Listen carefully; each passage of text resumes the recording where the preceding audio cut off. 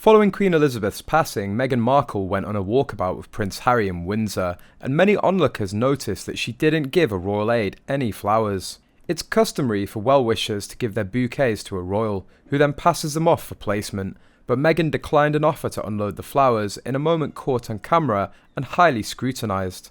After a chat with Harry, she was seen giving the bouquet she was holding over to one of the people designated to take them, and body language analyst Spidey shared 4 theories why she initially didn't want to give them up. Theory number 1. Meghan Markle was using the flowers as a pacifier. Spidey, an award-winning mentalist, broke down the Windsor walkabout for the behavioural arts, and he provided multiple speculative explanations for Meghan's response to the aide. The first theory is based on the realistic idea that Meghan was likely uncomfortable about being reunited with Prince William and Catherine, Princess of Wales, so it's easy to believe the flowers were like a pacifier that soothed some of the tension. Plus, the 4 royals were in the early stages of grief while having reportedly been on contentious terms for years, so having something to touch could have made Meghan more comfortable in the awkward scenario, Spidey noted. Theory number 2.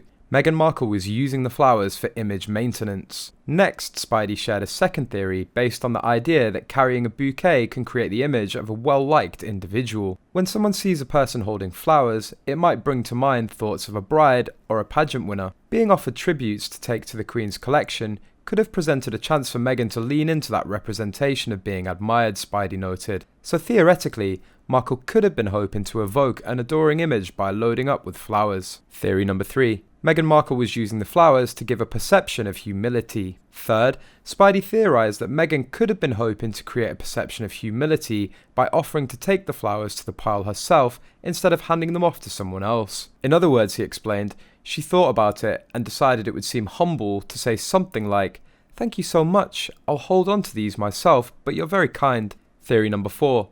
Meghan Markle showed true humility in accepting responsibility for the flowers. Finally, Spidey pointed out that Meghan might have shown true humility in her interaction with the royal aide. While she could have thought ahead about the perception she was creating, it's also possible that she didn't. Spidey noted that the Windsor walkabout was reportedly a spontaneous reunion, but an important event where Meghan looked to Harry, William and Kate for guidance.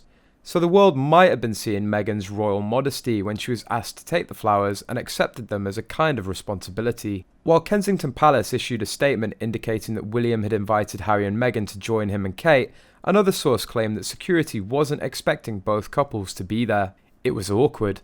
Both couples found it hard, a source said. They were in a stoic spirit of just getting through it for the Queen. But when the 4 stepped out together, there were hopes that it could mean a reconciliation for the brothers. However, this has been disputed by Robert Jobson, a royal expert, who said it was awkward for everyone as Markle appeared anxious at the reunion. Mr. Jobson continued, "In truth, the most recent walkabout was a one-off special.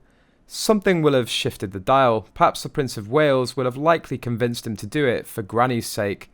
But the body language was clear in the walkabout. It was awkward for everyone, especially the Princess of Wales, who kept her distance."